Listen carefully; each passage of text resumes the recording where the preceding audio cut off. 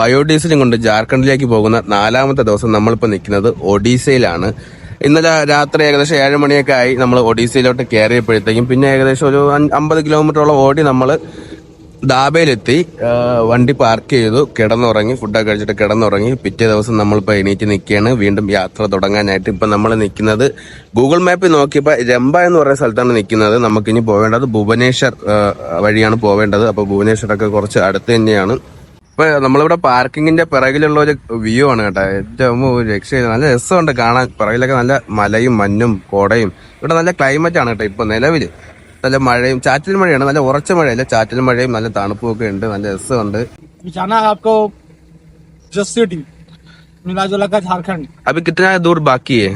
1000 बाकी है। बढ़िया। 1000 हो चुका है हमको। ऐसा तो हम कल पहुंचेगा? कल नहीं पहुंचेगा, कल नहीं पहुंचे?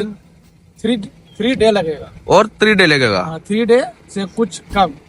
Okay okay. വാളിയാ 3 ദിവസം ഒന്ന് അളിയൻ പറയുന്ന വെച്ചാൽ 1000 കിലോമീറ്റർ ഉണ്ടെന്നല്ലേ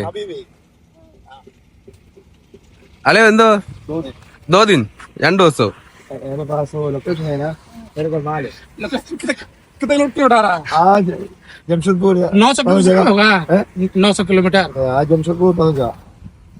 നമ്മള് ലാൽകൃഷ്ണൻ പറയുന്നത് വെച്ചാൽ 10, 700, 800 കിലോമീറ്റർ കൂടെ ഉള്ള 2 ദിവസം കൊണ്ട് എത്താം. അളിയൻ പറയുന്നത് 3 ദിവസം കൊണ്ട് എത്തും. ജഗടായ ओ हम जाने का लोकेशन यही है। देखो यही है। 3 ദിവസം ഇല്ല, കാരണം ബീഹാർ ഇപ്പൊ ഇവിടെ 2 ദിവസം മതി. പാട്ന ഞാൻ പോയിട്ടുണ്ട്. പാട്നയില് അവിടെ ഒരു BDBO എന്ന് പറയുന്ന ഒരു കമ്പനി ഉണ്ട്. ഒരു ഇതിന്റെ ലിക്വർ മാനുഫാക്ചർ ചെയ്യുന്നത്. അവിടെ എഥനോൾ എടുക്കാൻ വേണ്ടി പോയതാ.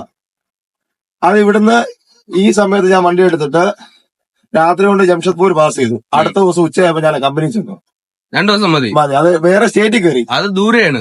അത് വേറെ സ്റ്റേറ്റിൽ കയറി. നേപ്പാൾ അതിർത്തി ചെന്നില്ലേ? Okay okay. അപ്പൊ അളിയ നമ്മള് ചോദിച്ചോട്ടെ, നമ്മളിപ്പോ വെസ്റ്റ് ബംഗാൾ കയറുമോ? നമുക്ക് ഏതൊക്കെ വഴി പോവാം? ഇപ്പൊ ഈ പോണ റോട്ടിൽ ഏത് വഴി പോവാം? വെസ്റ്റ് ബംഗാൾ വഴിയും പോവാം, അല്ലാണ്ട് ബാലസൂരിൽ നിന്ന് ഇടത് തിരിഞ്ഞ് ജാർഖണ്ഡ് തന്നെ കയറി പോകാൻ പറ്റും. അപ്പൊ നമ്മളിപ്പോ വെസ്റ്റ് ബംഗാൾ വഴി പോകുന്ന ദൂരക്കുറവ്. പക്ഷെ അവിടെ പോലീസ് ഇച്ചിരി സീനാ.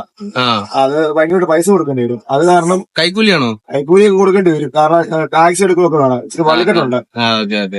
അപ്പൊ അത് കാരണം നമ്മൾ മിക്കവാറും ജാർഖണ്ഡ് വഴി തന്നെ കയറി പോകാനാ സാധ്യതയുള്ളൂ. ഓക്കെ. അപ്പൊ നമ്മള് യാത്ര തുടങ്ങി. നമ്മളിനി നേരെ ഭുവനേശ്വർ അല്ലേ അളിയാ?